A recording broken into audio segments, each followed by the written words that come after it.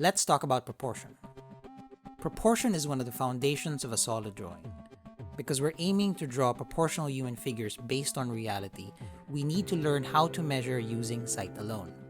The basic unit of measurement that we're going to adopt is the head length. This means using the length of the head to compare one part of the body to another.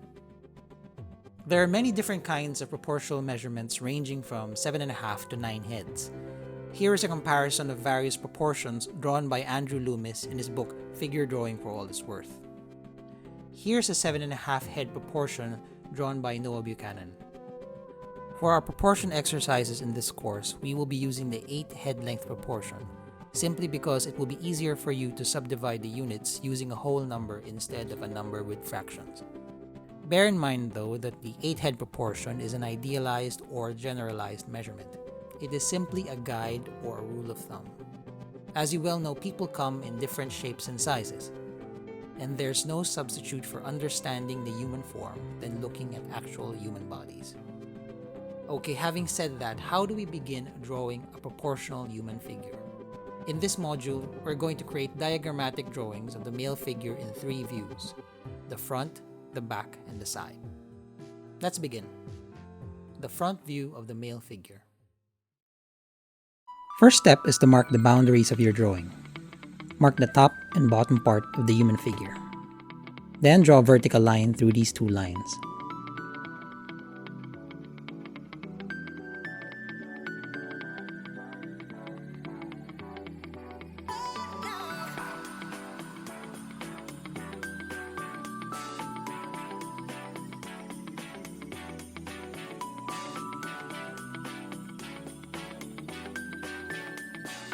Next, find the midpoint of that vertical line.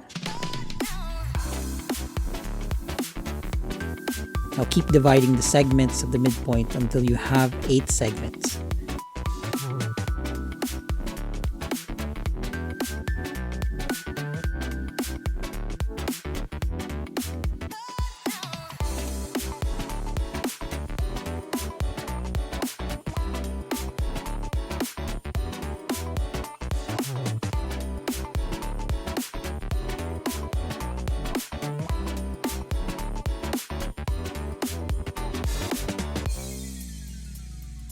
Now mark each line segment with a number from 0 to 8, with the crown being 0,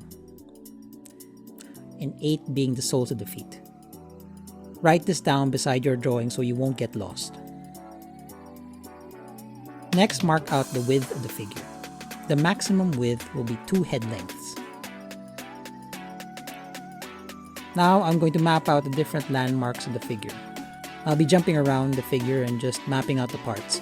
Remember, from now on, the head length will be our unit of measurement. Don't worry if you miss anything. These measurements will be provided to you on a separate document. Okay? The neck is around half a head in width.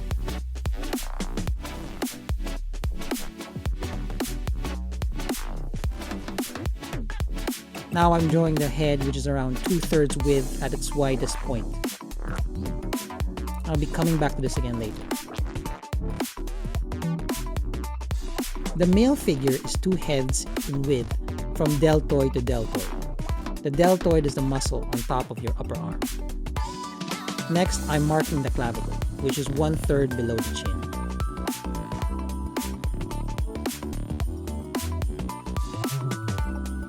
Next, I'm marking the position of the acromion process. Those are the 2 bony bumps on top of your shoulders.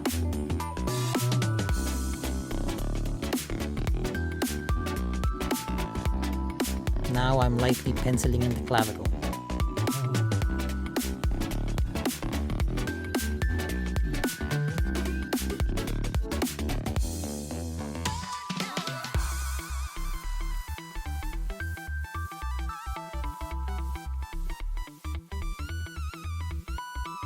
This ellipse represents the rib cage, which looks almost like an egg.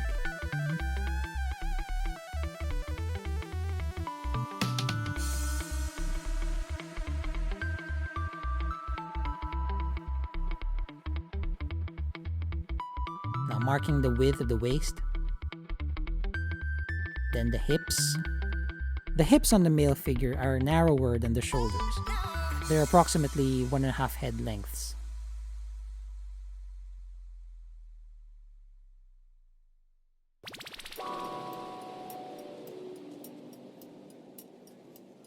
Going back to the head, the midpoint of the head marks the eyes.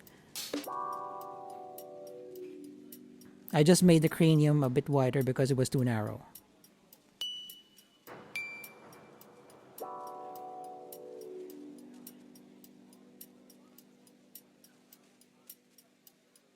Jump to the knees this time, which is located between 5 and 6.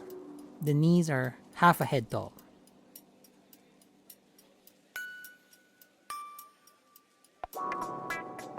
Now connecting the hips to the knees. The legs aren't straight. Instead, we have a diagonal line from the hip bone to one corner of the knee.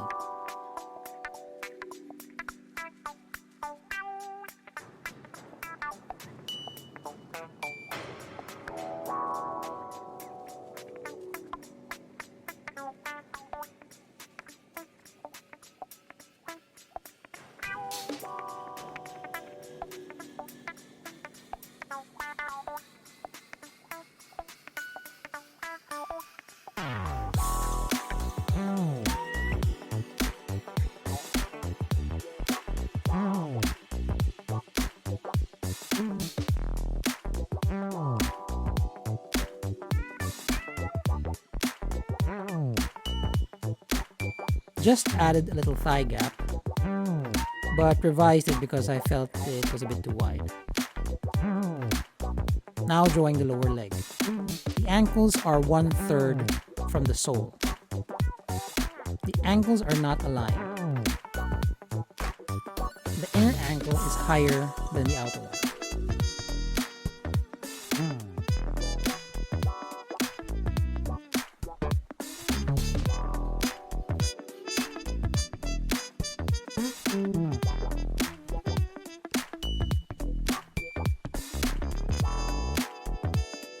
We're going to draw the toes beyond the 8 head mark because they're in perspective. But the heels should still be on 8 line. Now going back to the hips.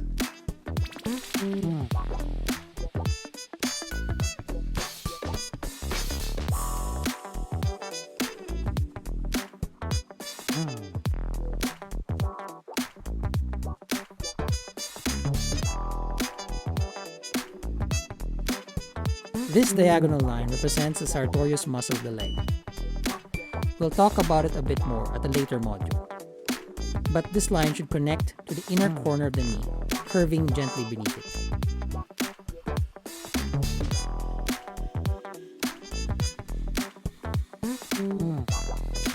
Bouncing back to sketch in the chest muscles or the pectorals.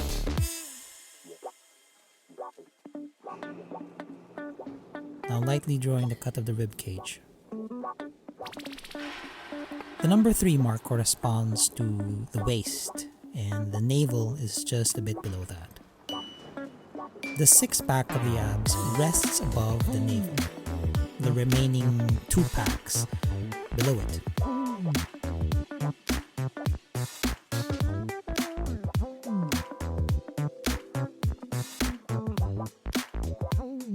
Now I'm drawing the deltoids.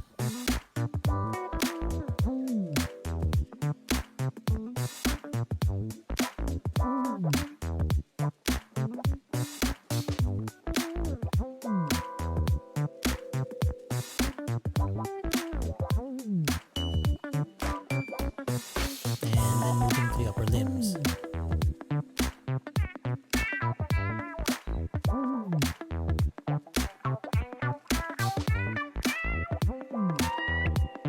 The elbows reach the 3rd mark. The crook of the arm isn't straight but a bit angled.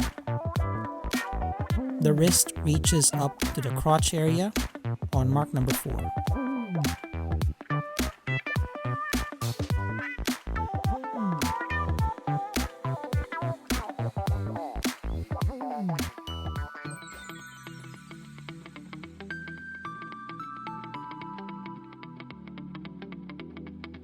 The length of the hand is the length of the face, which is slightly shorter than a head.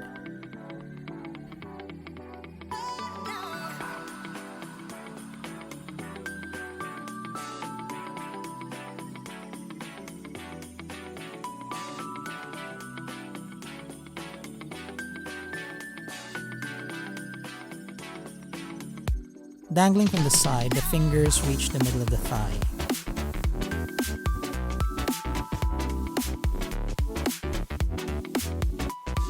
Now going back to the head and marking the hairline. The brow line is around 1/3 from the crown or the top of the head. Now I'm enlarging the cranium a bit more. The nose line is halfway between the eyes and the chin.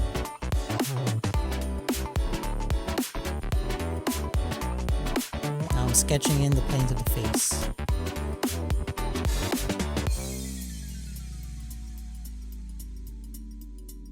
The mouth is halfway between the nose and the chin.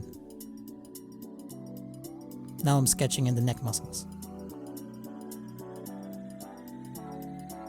And accentuating the trapezius muscle.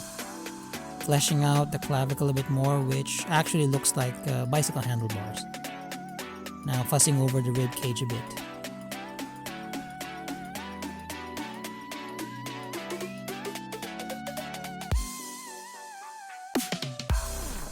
Now I'm darkening my lines. The pencil I use doesn't mark too well in this sketch by paper. Okay, time to clean this up.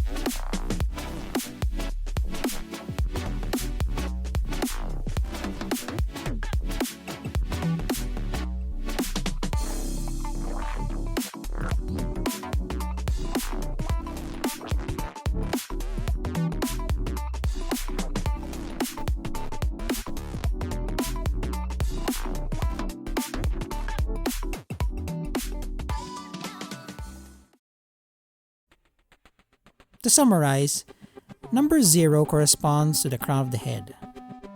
Number 1 is where the chin should be. 1/3 below that is the clavicle. Number 2 is the nipple line. Number 3 is the waist and the navel a little bit below that. The elbow also corresponds to this point. Number 4 is the crotch area or the midpoint of the body. Number 5 is the middle of the thigh. On top of number 6 is where the knee should be, which is half a head tall. 1/3 above the sole are the ankles. Remember, the ankles are angled. And number 8 is the sole, with the toes protruding because of perspective. That's it.